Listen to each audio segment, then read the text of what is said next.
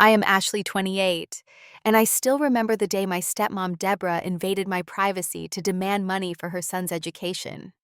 For years, she had built this perfect image of herself to my father and everyone around us. But when she saw my savings, her mask slipped. She demanded I pay for my stepbrother's college tuition, saying I owed the family. Instead of giving in, I uncovered years of her secret lies and financial manipulation. What followed changed our family forever. Let me know where you're watching from. Hit like and subscribe if you've ever had to defend your boundaries against someone who felt entitled to what was yours, and stick around to see how I finally stood up for myself. My life changed dramatically when I was 15 years old. My mother had passed away from breast cancer 2 years earlier, leaving just my father and me in our modest suburban home in Arizona. We had adapted to our new normal as a team of two developing routines and inside jokes that helped us through the darkest days of grief. Dad was a high school history teacher who loved his job but never made much money. Mom had been a nurse, and her income had been crucial for our family's financial stability. After she died, we downsized, sold one of our cars, and learned to live more frugally. I took a part-time job at the local library to earn my own spending money, determined not to be an additional burden on my father. The first time Dad mentioned Deborah, it seemed casual. She was a new administrative assistant at his school, and he mentioned her efficiency in organizing a faculty event. A few weeks later, her name came up again, when he described a funny incident in the teacher's lounge. I noticed his eyes lit up when he talked about her, something I hadn't seen since before Mom got sick. "She asked about you," he said one evening over dinner. "She has a son about your age. Thought maybe you two might get along." I nodded noncommittally, not particularly interested in making friends with some random woman's son. But I was happy to see my father showing interest in something beyond work and our quiet home life. Within 3 months, Dad was officially dating Deborah. She started appearing at our house for dinner, always bringing something she had baked or cooked. She laughed at Dad's corny jokes and asked me thoughtful questions about school and my interests. I remained polite but distant. No one could replace my mother, and I wasn't looking for someone to try. Deborah was attractive in a carefully maintained way. Highlighted blonde hair, always perfectly styled makeup, impeccable nails, manicured. She dressed well, despite working a modest job, something I would later find suspicious. At first meeting, she seemed warm and attentive, the kind of woman who remembered birthdays and sent thank you notes. She spoke softly and often touched my father's arm when she laughed. The first time I met her son Jake was uncomfortable. He was 17, 2 years older than me, and clearly unhappy about being forced to socialize with his mom's boyfriend's daughter. He barely spoke during dinner, answering questions with one-word responses, and spending most of the time texting under the table. Deborah kept making excuses for his behavior. "Jake's just shy," she said, smiling fondly at her sullen son. "And he's under so much pressure with college applications. He's very focused on his future." I learned that Jake's father had left when he was young and wasn't involved in his life. Deborah had raised him as a single mother, something my father deeply respected. They bonded over the challenges of single parenthood, though their situations were quite different. As the months passed, Deborah became a more permanent fixture in our lives. She started staying overnight on weekends, then weeknights. Her touches with my father became more possessive, her opinions about household matters more pronounced. She began subtly rearranging things in our home, moving pictures, replacing our worn but comfortable couch with a stylish but less comfortable one she found on sale. The most jarring change was how she handled finances. When she was around, she often insisted on paying for things with my father's credit card, saying she wanted to treat us. She encouraged him to upgrade his ancient car to a newer model, co-signed the loan with him, and helped him choose a sleek sedan that was more expensive than what he had initially planned to buy. "You deserve nice things, Richard," she would say, rubbing his shoulders. "You work so hard." I noticed how she slowly began taking control of bill payments and household budgeting, claiming she was good with money and wanted to help. Dad seemed relieved to hand over these responsibilities, not realizing he was also handing over his financial independence. About a year after they started dating, Dad announced that he and Deborah were getting married. I forced a smile and congratulated them, but inside I felt a growing unease. Everything was moving so fast, and Deborah was already acting like she owned our home and my father. The wedding was small but elegant, held in Deborah's church with a reception at a local country club. I wore a bridesmaid dress I hated and stood beside Jake, who looked equally miserable in his rented tuxedo. Dad looked happier than he had in years, though, which made me try harder to accept the situation. After the honeymoon, Deborah and Jake moved into our house. My life changed overnight. The house that had once been a quiet refuge became filled with Deborah's constant presence, her perfume, her decorative touches, her rules. Jake took over the guest room, filling it with his gaming equipment and sports gear. Deborah immediately established herself as the woman of the house. She rearranged the kitchen to her liking, implemented new cleaning routines, and began cooking elaborate meals that my father raved about. She was playing the role of the perfect wife and stepmother, but I noticed that her warmth toward me cooled considerably once the marriage was official. She began making subtle comments about my appearance, my study habits, my friends. "I'm just trying to help you improve," she would say when I showed any resistance. "That's what mothers do." "You're not my mother," I replied once, only to receive a lecture from my father about respecting Deborah and appreciating her efforts to create a family. Jake and I maintained a mutual policy of avoidance. He spent most of his time with friends or in his room, and I did the same. We weren't enemies, but we weren't siblings in any meaningful sense. We were two teenagers forced to share a space, waiting for the day we could leave. That day came sooner for Jake than for me. He graduated high school and announced he had been accepted to an expensive private university across the country. Deborah made a huge deal of his accomplishment, throwing a lavish graduation party and constantly talking about her brilliant son, the future doctor. What I didn't know then was that Jake's acceptance to this prestigious school would eventually lead to the confrontation that would expose Deborah's true nature and change our family forever. While Jake was away at his first semester of college, I continued working at the library and saving every dollar I could. I had always been financially responsible, a trait my mother had instilled in me before she passed away. "Always have your own money," she used to say. "It gives you freedom and choices." And by my junior year of high school, I had saved nearly $15,000 from my part-time job birthday gifts and the inheritance from my mother's life insurance policy that Dad had set aside for me. I kept detailed records of my savings in a password-protected spreadsheet on my laptop and planned to use the money for college and eventually a down payment on a home. While I was quietly building my financial future, tensions in our blended household were increasing. Deborah's perfect stepmother act began slipping as she focused more on Jake's college experience and less on maintaining appearances at home. Her comments about my choices became more openly critical, especially regarding my plans for the future.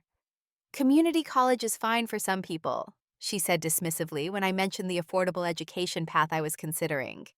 "But Jake is getting a real education at a prestigious university. That's what opens doors in life." Dad rarely contradicted her anymore. Their dynamic had shifted over time, with Deborah making more decisions and Dad acquiescing to keep the peace. He worked longer hours at school, taking on extra responsibilities like coaching and summer school teaching, while Deborah managed the household finances. She had left her job at the school shortly after the wedding, claiming she wanted to focus on creating a beautiful home for us. Around this time, I began noticing strange financial discrepancies. Dad complained about being unexpectedly declined for a gas card despite having paid the bill. Overdue notices for utilities occasionally appeared in the mail, though Dad gave Deborah money each month for household expenses. When I mentioned these issues, Dad brushed them off as administrative errors or temporary cash flow problems. "Deborah has it under control," he would say. "Money's just a little tight with Jake's tuition payments." I didn't understand how Jake's education could be straining our finances so severely. He had supposedly received scholarships, and his absent father was legally obligated to contribute to his education. Something didn't add up, but I kept my suspicions to myself, focusing instead on my studies and planning my escape from Deborah's increasingly controlling household. The situation came to a head during winter break of Jake's freshman year. He returned home with stories of fraternity parties and new friends, but also complaints about textbook costs and activity fees. Deborah doted on him cooking his favorite meals and doing his laundry, while simultaneously criticizing my more modest ambitions. One afternoon, I returned home early from a canceled shift at the library to find Deborah in my room, my laptop open on my desk. She jumped when I entered, quickly closing the screen. "What are you doing with my computer?" I demanded, my heart racing. All my financial information was stored there. "Just tidying up," she said smoothly. "Your room was a mess." My room had been immaculate when I left that morning, as it always was. "You need my password to access my laptop." I pointed out, my voice steady despite my growing anger. Deborah's expression shifted, the warm stepmother mask falling away. "Family shouldn't have secrets, Ashley. I was concerned about what you might be hiding." I stepped forward and took my laptop, checking the browser history. She had accessed my email, my bank account, and most alarmingly, my savings spreadsheet. "How did you get my password?" I asked. "It wasn't difficult. You use the same password for everything." She didn't even pretend to be ashamed of the violation. Instead, her tone became calculating. "I had no idea you were sitting on so much money while your father works himself to exhaustion, and your stepbrother struggles with college expenses." The audacity of her statement left me momentarily speechless. When I found my voice, it was sharp with indignation. "That money is mine. I earned it, and part of it was from my mother." "Family helps family," Deborah countered. "Jake needs $12,000 for next semester's tuition and expenses. His father is behind on support payments, and the scholarship money isn't enough." I stared at her in disbelief. "You want me to give Jake $12,000 for a college I could never afford to attend myself? It's not giving, it's contributing to the family," she said, as if this clarified everything. "Your father and I have sacrificed so much for both of you. It's time you showed some gratitude and responsibility." "Does Dad know you're asking me for this?" I challenged. A flicker of hesitation crossed her face. "I'll be discussing it with him tonight. I wanted to approach you first, woman to woman." "Get out of my room," I said quietly. "We'll talk about this when Dad gets home." Deborah's eyes narrowed, but she left without further argument. As soon as she was gone, I changed all my passwords and checked my accounts to ensure nothing had been altered. Then I texted my father, asking him to come home as soon as possible for an important family discussion. That evening, the four of us sat at the dining room table in a tense family meeting. Jake looked uncomfortable, clearly aware of what his mother had done, but unwilling to openly contradict her. "Deborah tells me you're unwilling to help your brother." Dad began, his tone disappointed.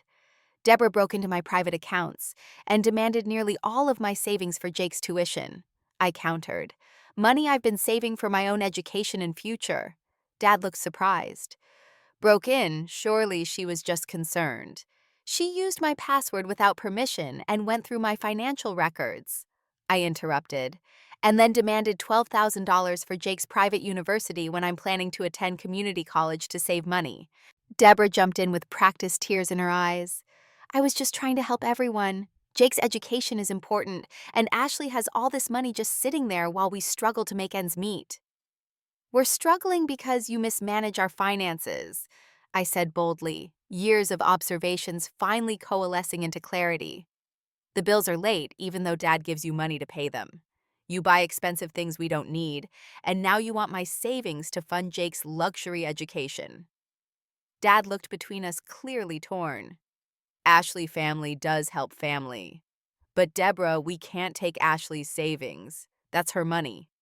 "So you'll let Jake drop out of college?" Deborah demanded, her voice rising. "After all I've done for this family, you'll side with her." The argument escalated, with Deborah growing increasingly desperate as Dad began questioning the household finances more closely. Jake remained mostly silent, occasionally mumbling that he didn't want to cause problems.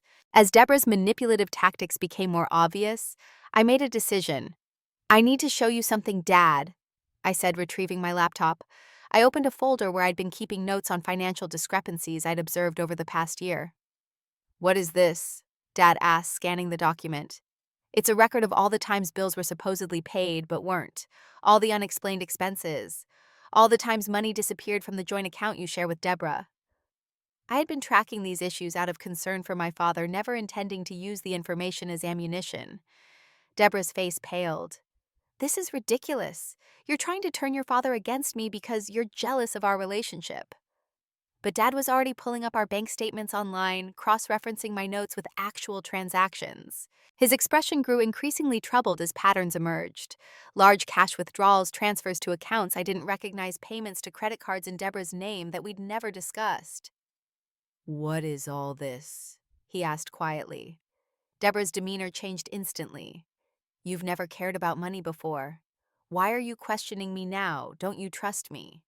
"Trust needs to be earned," I said, opening another document on my laptop. "And there's more you should know."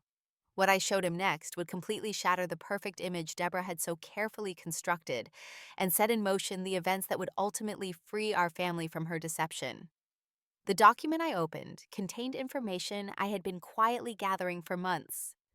Initially, I had started tracking financial discrepancies out of concern for my father's increasingly strained finances. But as Deborah's behavior became more controlling and my suspicions grew, I had begun digging deeper. "Dad, do you know about these credit cards?" I asked, showing him a list of accounts opened in his name that I had discovered while sorting mail he never saw. His confusion was answer enough. "I only have 2 credit cards. What are these others?" "They're in your name, but the statements go to a P.O. box," I explained. "I found copies when I was looking for a missing library book in Deborah's desk drawer."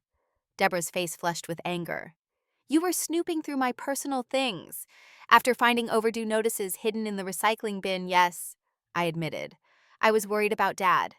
I turned back to my father. "There are 5 credit cards in your name that you didn't open. The total balance is over $30,000. Dad's face paled. "That's impossible. I never authorized identity theft is a serious accusation." Deborah cut in, her voice sharp but tinged with panic. "I was going to tell you about those accounts. I opened them for emergencies and to help build our credit for Jake's education loans." "Without telling me," Dad's voice rose in disbelief. "And a $30,000 balance is more than emergencies, Deborah." Jake, who had been silent throughout much of this exchange, finally spoke up. "Mom, what's going on? Did you really open credit cards in Richard's name?" Deborah shot him a warning look before softening her expression for my father. "Richard, you've never been good with finances. I was handling things so you wouldn't have to worry. Everything I've done has been for our family." "This isn't handling things. This is fraud," I said firmly. "And there's more." I pulled up another document, this one containing screenshots of social media posts and bank transactions I had cross-referenced. These are posts from Deborah's private social media account. The account in question was under a slightly different name than she used with us, Debbie Stevens, rather than Deborah Stevens Campbell, which was why it had taken me time to find it. The post showed expensive restaurant meals, designer purchases, spa weekends, and shopping trips that had occurred while Deborah told us she was visiting her sick cousin or attending teacher appreciation events. "When did you take these trips?" Dad asked, scrolling through the images. "And how did you pay for them?" "Everyone needs a break sometimes," Deborah said defensively. "You're always so busy with school, I didn't think you'd miss me for a weekend here and there." "That doesn't explain how you paid for 5-star hotels and $500 dinners," I pointed out. Dad continued looking through my evidence, his expression growing increasingly pained. "These charges match withdrawals from our joint account. You told me that money was for household expenses and Jake's tuition supplements." Jake looked horrified. "Mom, you said my tuition was covered by scholarships and Dad's child support. You've been lying to everyone." Deborah's carefully constructed facade began crumbling visibly. Her perfectly composed expression gave way to something harder and more calculating. "You don't understand the pressure I've been under," she said, tears appearing on cue. "Managing this household, supporting Jake's education, being a good wife, it's overwhelming. So overwhelming that you needed spa retreats and shopping sprees while we pinched pennies at home," I asked. "While Dad took extra shifts and I worked part-time to save for college, you ungrateful little—" Deborah caught herself, but not before we all glimpsed the rage beneath her polished exterior. "After everything I've done for this family, you spy on me and turn everyone against me." "What exactly have you done for this family?" I challenged. "You quit your job after marrying Dad. You've spent his money, damaged his credit, and now you want my savings too." Dad raised a hand, signaling for silence. He looked utterly exhausted. "Deborah, I need to see all the financial statements. Every account, every credit card, no more secrets." "This is ridiculous. You're overreacting based on a teenager's amateur detective work." Deborah scoffed, but her voice lacked conviction. "Then prove me wrong," I said. "Show us all the accounts and explain where the money has been going." Deborah's eyes darted between us, calculating her options. Finally, she stood abruptly. "I need some air. We'll discuss this when everyone's calmer." She grabbed her purse and car keys and swept out of the house before anyone could stop her. The slam of the front door echoed through the sudden silence. Jake looked shell-shocked. "I had no idea," he said quietly, "about any of this." Dad put his head in his hands. "I should have paid more attention. I just trusted her completely."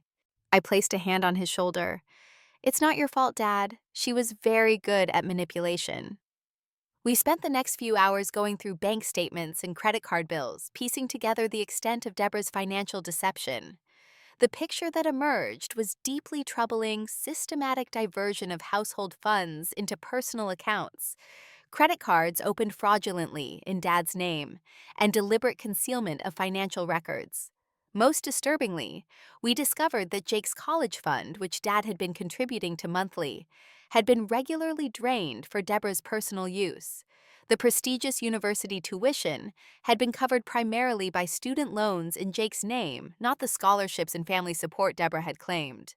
"I'm in debt for nearly $40,000 already," Jake asked in disbelief, looking at the loan statements we found. "And there's barely anything left in the college account for next semester." "That explains why she wanted my savings," I said. "She needed to cover her tracks before the next tuition payment was due." Dad called Deborah repeatedly, but she didn't answer. Around midnight, she finally responded with a text message. "Staying with a friend tonight. We'll talk tomorrow." The next morning, instead of Deborah, we received an email. The message was a bizarre mixture of justifications, accusations, and veiled threats. She claimed she had been unfairly persecuted, that her spending was reasonable compensation for her contributions to the family, and that if Dad pursued any legal action regarding the fraudulent credit cards, she would make sure to reveal certain information that would jeopardize his career.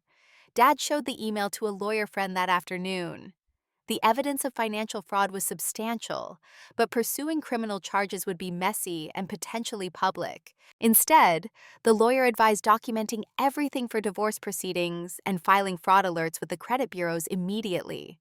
What followed was a month of chaos as Deborah alternated between tearful pleas for reconciliation and vicious attacks on my character, trying desperately to regain her position in our home. She claimed I had fabricated evidence out of jealousy that I was trying to destroy her relationship with my father because I couldn't accept a new mother figure. But the financial evidence was irrefutable, and once Dad started investigating other lies, began unraveling too. The sick cousin she frequently visited didn't exist. The designer clothes she claimed were amazing bargains still had price tags hidden in her closet revealing their true cost.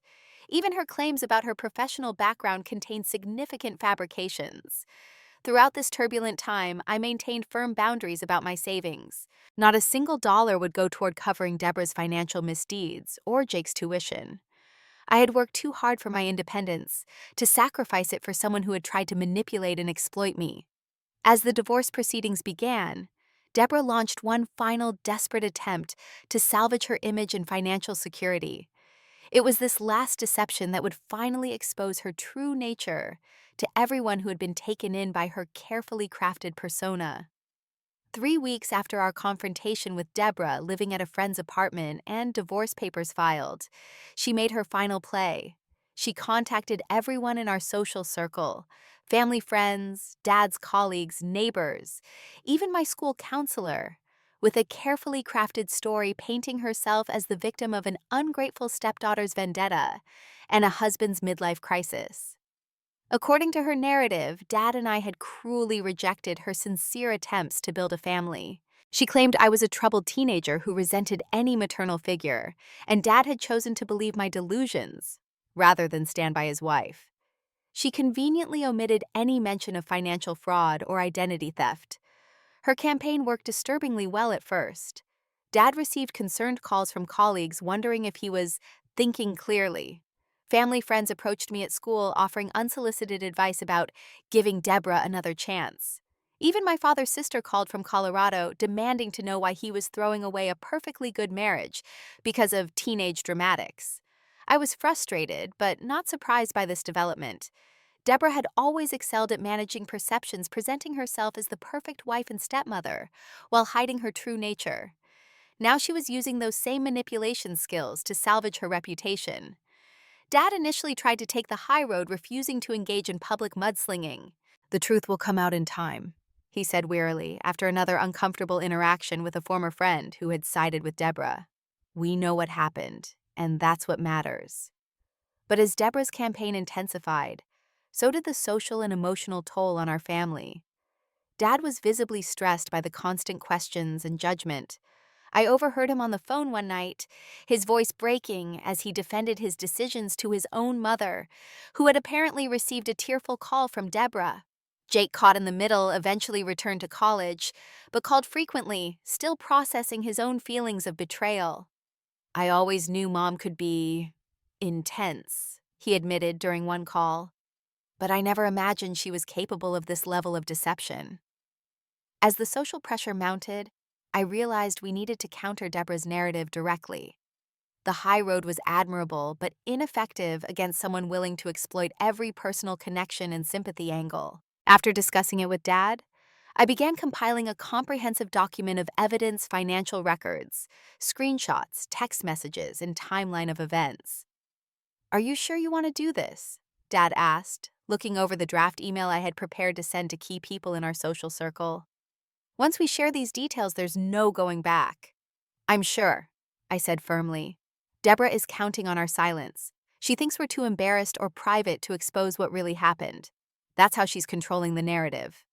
With Dad's reluctant approval, I sent the email to a carefully selected group family members who had been contacted by Dad's closest colleagues and a few mutual friends whose opinion mattered to us. The email was factual and unemotional, simply presenting the evidence of Deborah's financial fraud, identity theft, and manipulation, with supporting documentation attached. The response was immediate and overwhelming. People who had been swayed by Deborah's tearful account were shocked by the concrete evidence of her deceptions. Dad's sister called to apologize profusely for doubting him. Colleagues who had been awkward around him suddenly became supportive, offering legal contacts and financial advice. But the most unexpected response came from a woman named Margaret, who had been introduced to us as Deborah's college roommate at our wedding. She called Dad directly after receiving our email from a mutual friend. "I was never Deborah's college roommate," Margaret revealed. "We met when she was married to her first husband, Thomas. The things you've described, the financial manipulation, the identity theft, the carefully crafted public persona, she did all of that to him too." Margaret explained that Deborah had a pattern. She would target financially stable but somewhat naive men, charm them completely, then gradually take control of their finances while isolating them from friends or family who might notice the warning signs. Thomas had lost nearly $200,000 before discovering Deborah's deceptions. "Why didn't you warn us?" Dad asked, his voice a mixture of anger and confusion. "I tried subtly," Margaret admitted. "At your wedding reception, I mentioned Thomas to you, but Deborah interrupted and pulled me away. After that, she told everyone I was moving abroad and couldn't be reached. She effectively cut contact between us." This revelation led to more discoveries. Deborah had not raised Jake entirely as a single mother as she had claimed.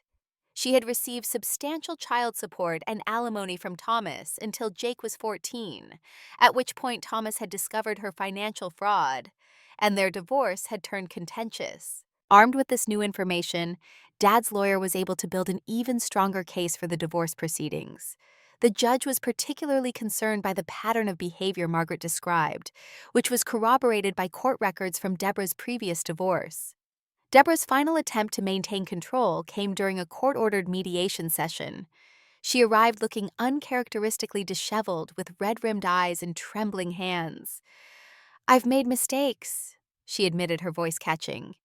"But everything I did was out of love for this family. Richard, we can work through this. I'll get therapy, financial counseling, whatever you need."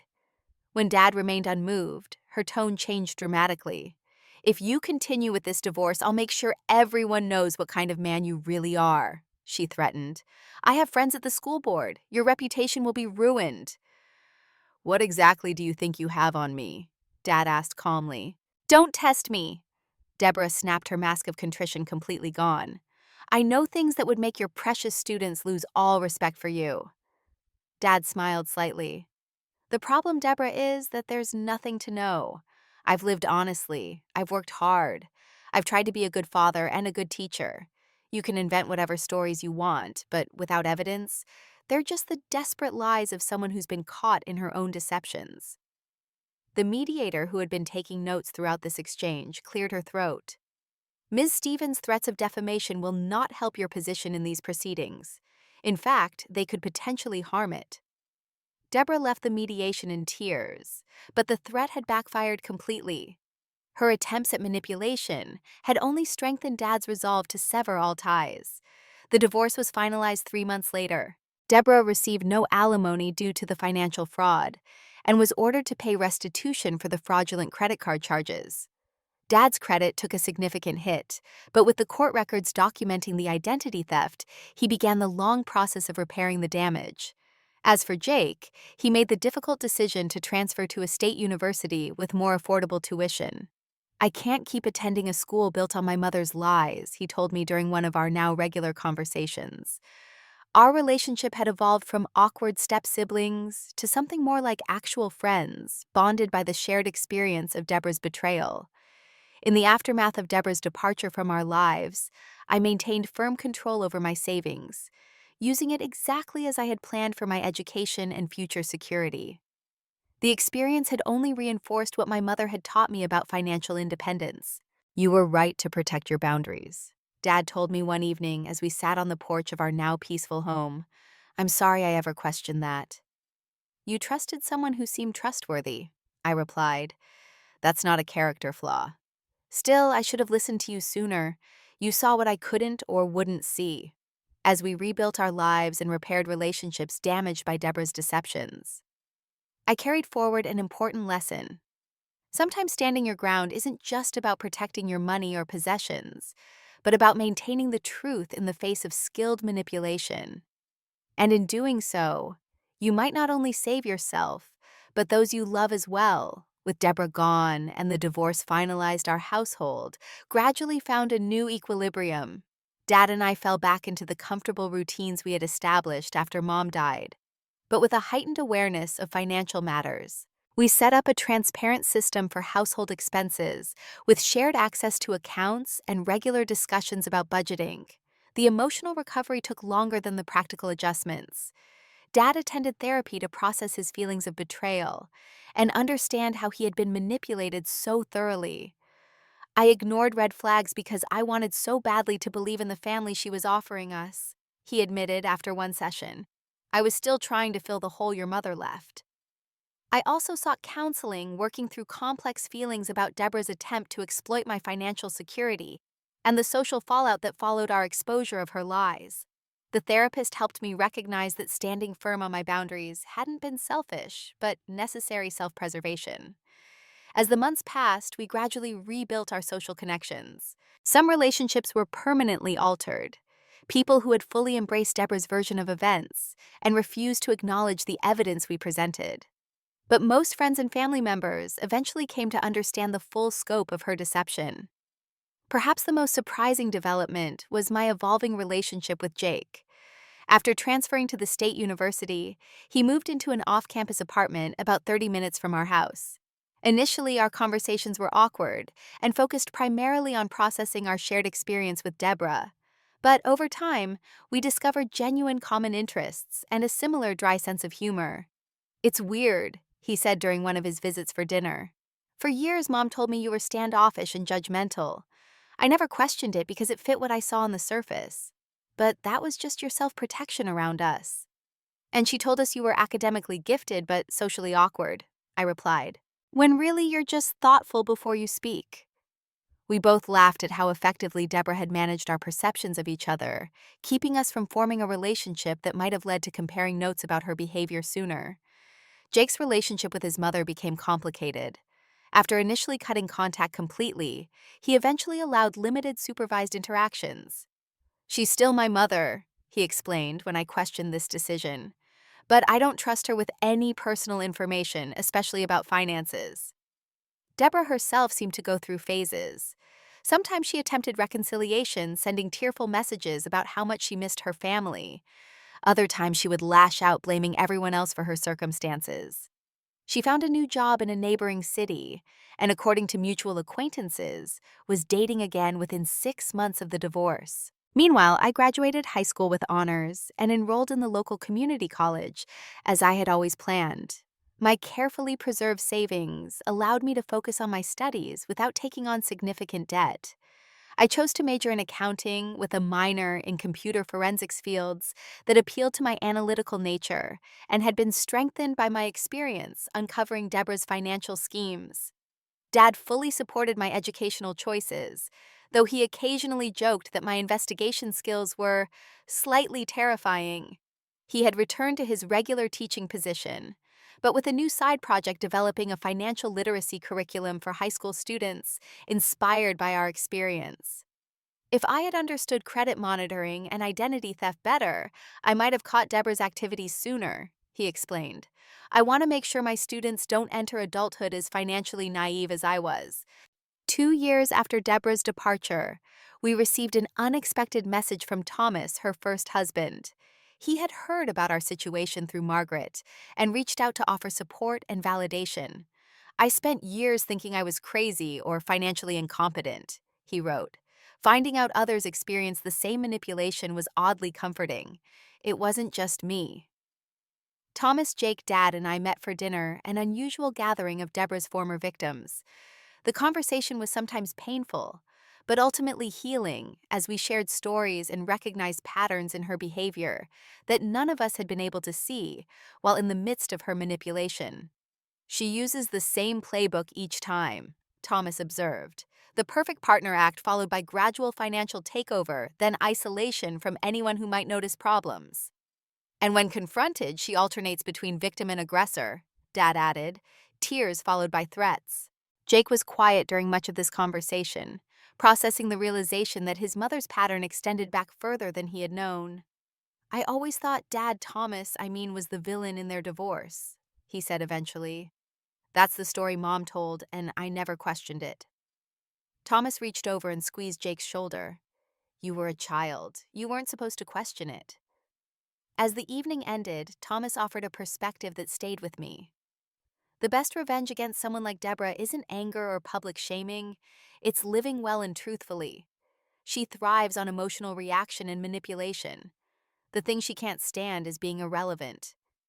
Taking this wisdom to heart, I focused on building my future rather than dwelling on Deborah's betrayal. I excelled in my studies, maintained healthy financial habits, and even started a small side business doing bookkeeping for local small businesses, many of whom had been financially impacted by the economic downturn.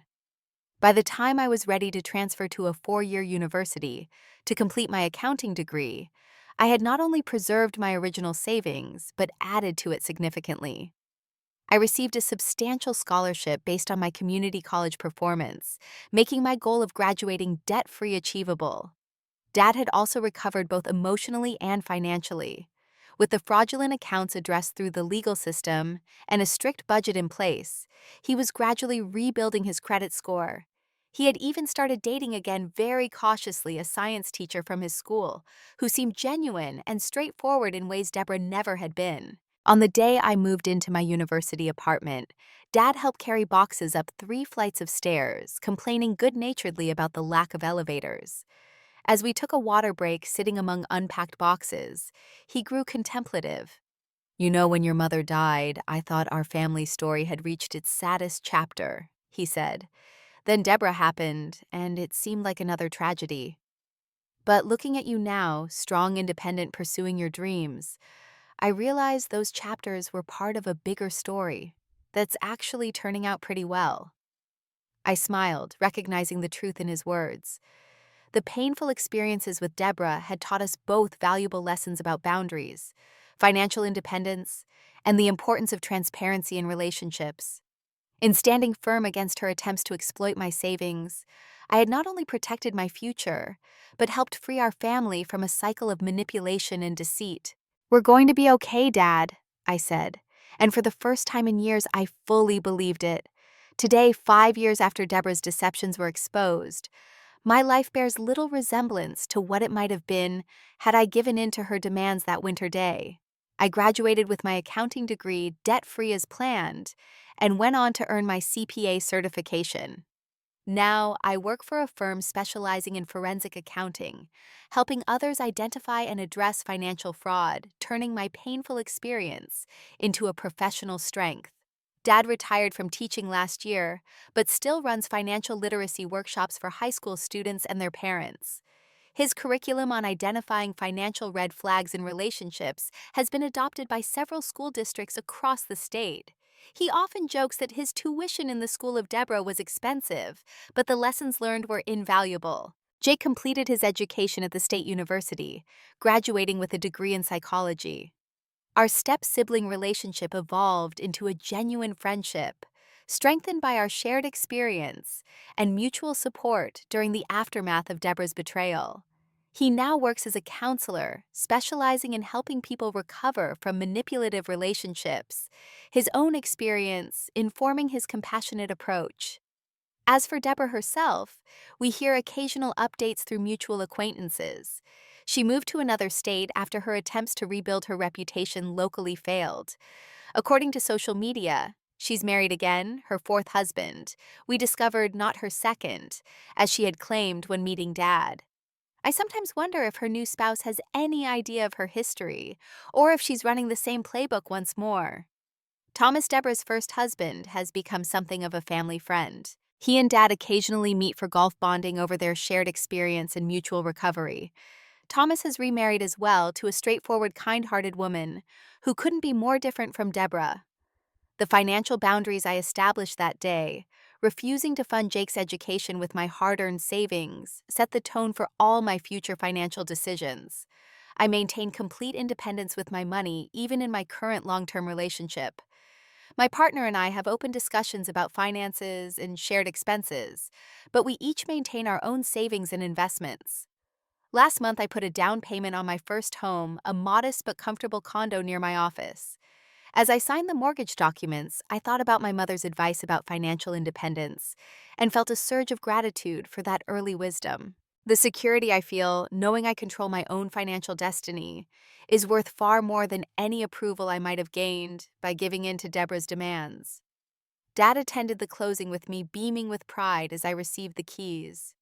"Your mother would be so proud of you," he said, as we toured the empty rooms that would soon become my home. "Not just for your success, but for how you stood your ground when it mattered." That evening, as we celebrated with takeout dinner on my new kitchen floor, Dad shared a reflection that perfectly captured our journey. "You know, when Deborah first demanded your savings for Jake's tuition, it seemed like the problem was about money. But it was really about boundaries and truth. By protecting your boundaries, you ultimately protected our whole family from living a lie." The wisdom of his observation struck me deeply. My refusal hadn't just been about protecting my $15,000 in savings, significant as that was to me at the time. It had been the catalyst that exposed years of deception and freed us from a manipulative relationship that would have continued draining not just our finances, but our emotional well-being. Looking back, I recognize that standing firm in that moment required courage I didn't know I possessed. It would have been easier to give in to keep the peace, to believe Deborah's narrative about family obligations. Many people do give in to such pressure, especially from seemingly authoritative figures like step-parents, and find themselves trapped in cycles of financial exploitation disguised as family duty. What I learned, and what I hope others take from my story, is that real family doesn't demand your financial security in the name of obligation. Real family respects boundaries, operates with transparency, and supports each member's independence and growth. Sometimes protecting yourself financially is the first step in protecting yourself emotionally, and even in protecting those you love from hidden dangers they can't yet see. If my experience helps even one person recognize the warning signs of financial manipulation, or find the courage to protect their boundaries, then sharing it has been worthwhile. Whether it's a step-parent, a romantic partner, a friend, or even a biological family member, Anyone who tries to override your financial autonomy without transparency and mutual respect is not acting in your best interest, regardless of what family obligations they invoke. I still keep the spreadsheet where I tracked my savings as a teenager now, as a reminder of how far I've come and the power of standing firm in your truth, even when everyone around you questions it. That small act of resistance saying, "No, this is my money that I earned," changed the trajectory of not just my life, but my entire family's story. Have you ever had to stand your ground to protect your financial boundaries with family? Did you recognize the warning signs of financial manipulation in my story? Share your experiences in the comments below, and don't forget to like, subscribe, and share this video if it resonated with you. Your story might help someone else find the courage to protect their boundaries too. Thank you for listening, and remember, true family supports your independence rather than exploiting it for their own gain.